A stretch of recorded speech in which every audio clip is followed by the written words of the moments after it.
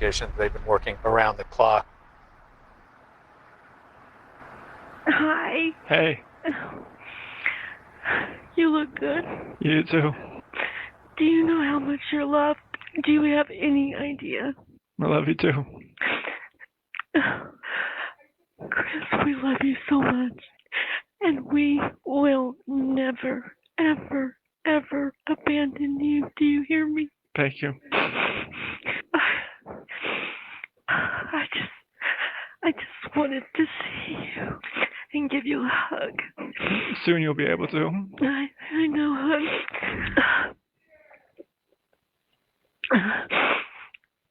Oh, I've got this. I don't know if you can see it. Yeah, I can see it. There's something in it, but I can't see what it is. But It's me and you. oh, okay. And it has a saying on the back of it. A mother's love.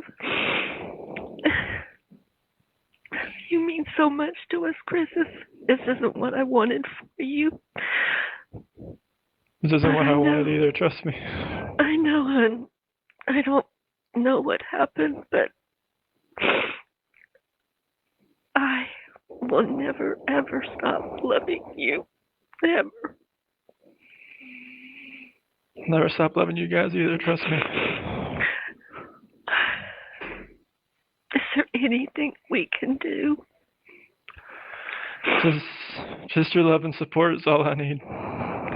Honey, you've got that. You've got that. Yeah, I've gotten a lot of good letters from people, just like people of support. So. Oh, honey, you don't know how much support you had out here. So many people supported you. So many still support you. And I wish I could ask you more. Mm-hmm. Maybe one day. Maybe one day, just not now. No. No. But this is what you want? Yeah, this is my decision. This is what I'm gonna do. Now this nightmare has to be over for everybody. No. You have to remember we're strong. I know. This is my decision though. But don't ever confess to something you didn't do. I know, but this is my decision though. This is all me, okay? I want you, if this is your decision, then you get in there and you make something. Your story's not over. It's just another beginning of something else, Chris. But your story does not end here. It doesn't end here. You are made for something else. Then I don't know what it is yet, but you are. When the first set of Chris Watts's prison phone calls were released to the public, most people expected remorse.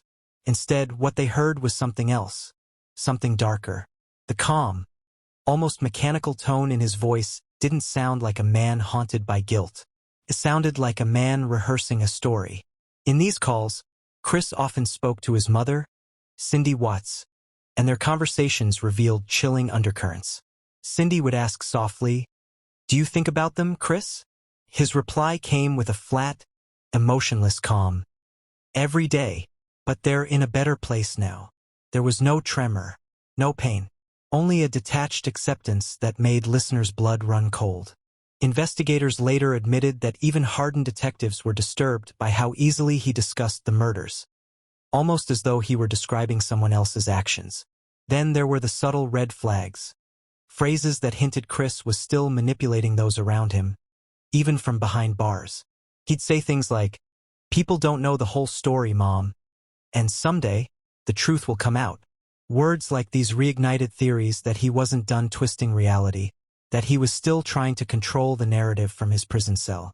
But what truly shocked people wasn't what he said. It was what he didn't say.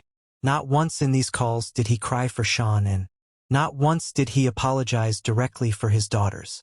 It was as if his guilt was something to be managed, not felt. The The calls reveal a man who didn't just commit unspeakable acts, but one who might still believe he had a reason.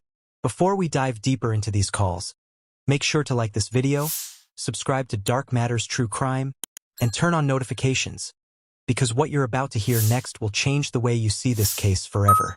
In the days following his conviction, prison officials noted something unusual about Chris Watts's behavior. Unlike most inmates sentenced to life for murder, Chris didn't break down. He didn't rage. He didn't show remorse. He was quiet, polite, even friendly. When his parents called, the conversations followed a haunting pattern. Cindy Watts, struggling to understand, often comforted her son instead of confronting him. She would tell him, "You were always such a good boy, Chris," and he would softly agree. This calm, almost childlike demeanor wasn't innocence, it was control. Experts who analyzed his speech noted a disturbing detachment. He wasn't recounting horror, he was rewriting it. Each conversation became a stage, each word a performance designed to maintain his image as the obedient son, the misunderstood husband, the man who somehow lost everything by accident. But deep beneath that calm voice, there were cracks, small glimpses of something much darker. In one call, Chris admitted to his mother, "Sometimes I feel like I didn't do it, like it wasn't really me." A psychologist would later describe this as a sign of severe dissociation, a mental distance from the atrocities he committed. But to many listening, it sounded more like manipulation, a calculated effort to keep everyone guessing about who the real Chris Watts was. The family, torn between love and horror, clung to the version of Chris they once knew. But the world had already seen who he truly was. A man capable of smiling in mugshots, praying in interviews, and lying to everyone, right up to the moment his truth came crashing down.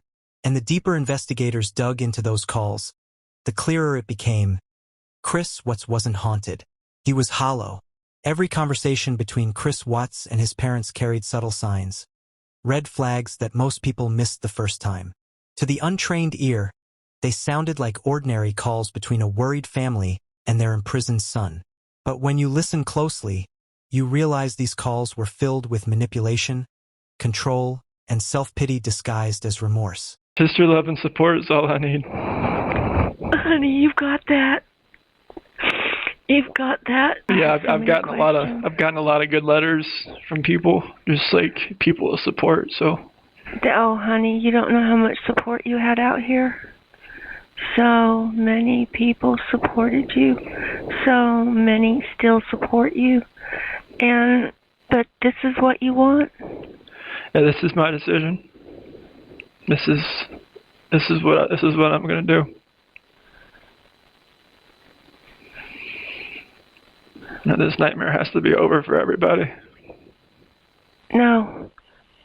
You have to remember, we're strong. I know. This is my decision, though. But don't ever confess to something you didn't do. I know, but this is my decision, though. This is all me, okay? I was not pressured into anything. This is my decision. Okay. Chris often framed himself as the victim. He spoke about how people twisted his story, how everyone turned on him, and how God had forgiven him. He used religion not as a path to redemption, but as a shield. To his mother, he said things like, "I've been forgiven, Mom. I just have to live my purpose now." But what purpose could there possibly be for a man who destroyed his entire family? Psychologists who've studied Chris's calls say this pattern is typical of narcissistic offenders. They redirect guilt. They shift focus. They use language to regain control of the story. And in Chris's case, that control was everything. He couldn't undo what he did, but he could rewrite why he did it. At one point, Cindy Watts told him, "People just don't understand what really happened." Chris quietly replied, "They never will." That one line sent shivers through those who later analyzed the call, because it hinted that Chris still held on to secrets about that night. Was it a hidden confession, or just another way to maintain his twisted power over the truth? Whatever it was, one thing was clear: Chris Watts wasn't done manipulating the world, even from behind bars. His voice, calm and measured, carried the same eerie control that once convinced everyone he was the perfect husband and father. Like and subscribe to Dark Matters True Crime for more chilling deep dives into the hidden truths behind infamous cases. In most cases, guilt has a sound. It trembles in the voice, breaks through words, and carries the weight of regret. But in Chris Watts's calls, guilt was nowhere to be found. His tone remained steady, calm, eerily casual. He spoke of the murders not with sorrow, but with detachment, as though he were discussing a tragedy that happened to someone else. When he talked about Sean, he didn't refer to her as his wife. He said her name like she was a distant acquaintance, someone who once existed in his life but no longer mattered. To his mother, he described her as overbearing, demanding, and controlling. It was the same language he used before the murders, the same story he told to justify the unforgivable. Even as Cindy tried to understand, she struggled between disbelief and denial. In her heart, she couldn't accept that her son, the quiet boy who never rebelled, had become a monster. So she clung to excuses. Maybe Sean pushed him too far. Maybe it wasn't all his fault. And Chris didn't correct her. He fed that illusion. Experts later noted that this was one of the darkest aspects of the case. Chris's ability to maintain his calm, to rationalize and redirect, showed just how deeply he was committed to controlling not only his narrative, but his family's perception of him. There were no tears in his voice, no tremor, no acknowledgement of the horror he caused. It was as if the lives he took were mere pieces in a story that no longer belonged to him. That absence of guilt, that chilling void of emotion, became the final proof that the Chris Watts behind bars wasn't a man seeking redemption. He was a man who had already accepted the darkness within him. It was during one of those recorded prison calls that investigators caught a shift, a subtle, almost imperceptible crack in Chris Watts's mask. His tone changed for just a moment, enough to make even seasoned detectives lean closer. He said quietly, "If I could go back, I'd do things differently, but it all happened so fast." That single line was revealing, not for what it said, but for what it didn't. He didn't say he wished it hadn't happened. He didn't express remorse for his wife or daughters. He wished only that it had happened differently. This moment sparked renewed public outrage. How could a man who wiped out his family speak with such casual detachment? Was this his version of remorse, or simply another manipulation to maintain sympathy? Some experts believe Chris was using these calls to test reactions, to see which version of his story gained more pity. To his mother, he emphasized how Sean drove him to his breaking point. To the prison chaplain, he spoke about the devil's influence. To interviewers, he claimed it was a moment of darkness. 3 different versions. One killer. Meanwhile, Cindy Watts's voice on the other end of the line often trembled between heartbreak and denial. She begged him to pray, to find forgiveness, to tell her what truly happened that night. But Chris only repeated the same lines, the same rehearsed fragments that kept the full truth locked away. The calls that should have revealed clarity only deepened the mystery. Each one became another window into a mind that refused to fully confront its crimes. A man who destroyed everything, and yet, even behind bars, refused to stop rewriting the story. If you're still here, hit that like button, subscribe to Dark Matters True Crime, and stay tuned. Because the next revelation in this case might just change everything you thought you knew. As time passed, Chris Watts began speaking more openly about his faith, claiming he'd found peace through religion. To some, it sounded like redemption. To others, it was just another performance, one more mask to wear in front of the world. In letters and phone calls, Chris talked about being born again, about how God had forgiven him. He even started giving advice to other inmates, acting as a mentor, guiding them toward spiritual healing. But the words didn't align with the reality of what he'd done. Because every time the topic of Sean or his daughters came up, his voice shifted, cold, distant, rehearsed. He told his mother, "God's given me peace. I know they're with him now." To the public, it might have sounded like a grieving father finding comfort. But psychologists saw something far more unsettling. A man who used faith not to heal, but to avoid facing the truth. In these conversations, the manipulation never stopped. Even behind prison walls, Chris maintained control over the people who still loved him. Cindy continued to believe there was more to the story, that her son was somehow a victim too. It was as if he had cast a spell of emotional confusion, leaving everyone who cared about him trapped between horror and hope. But redemption doesn't come from denial. It comes from truth, and Chris Watts has never truly told it. His calm words, his quiet tone, his supposed faith. Everything about him seemed designed to mask the emptiness inside. Behind those prison bars, he might have found comfort. But it wasn't peace. It was control, disguised as salvation. As the years passed, the Watts family was never the same. What happened in August 2018 didn't just destroy Sean and the girls. It shattered two families and left scars that will never fade. Cindy and Ronnie Watts, Chris's parents, lived in a constant state of heartbreak and confusion. They lost their grandchildren, their daughter-in-law, and the son they thought they knew. In interviews, Cindy's pain was raw. She'd say things like, "He was the perfect son. He never rebelled. I still can't believe he did this." But belief and acceptance are not the same.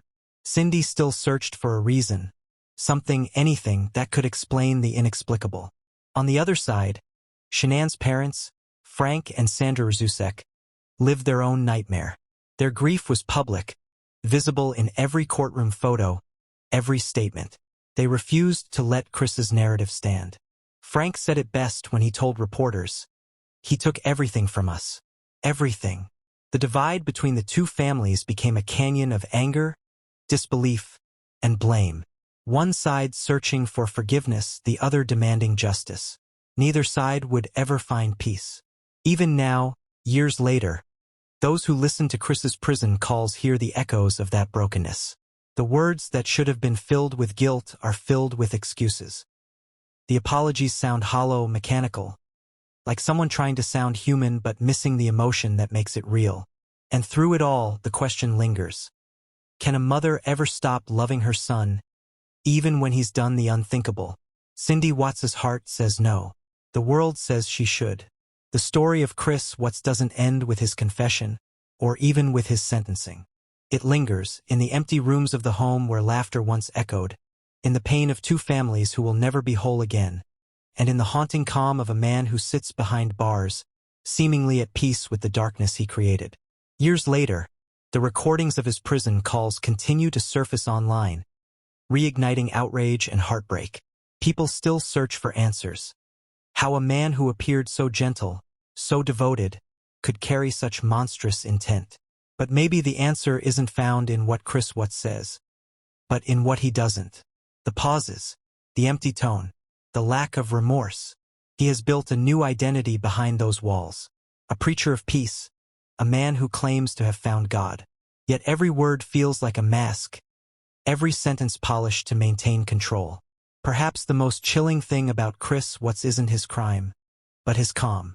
It's the silence of someone who understands what he's done, yet refuses to truly face it. For the families left behind, time hasn't healed. It's only deepened the ache. Shanann's name lives on as a reminder of how easily trust can be shattered, and how appearances can hide the most devastating truths. The world may never know the full truth about that night, but one thing is certain, evil doesn't always scream. Sometimes, it whispers through a steady voice on a prison phone, calm as ever, cold as ever, waiting to be heard again. Thank you for watching this episode of Dark Matters True Crime. If stories like this move you, disturb you, or make you question what darkness truly looks like, please like this video, subscribe to our channel, and turn on notifications. There are more truths waiting to be uncovered, and you won't want to miss them.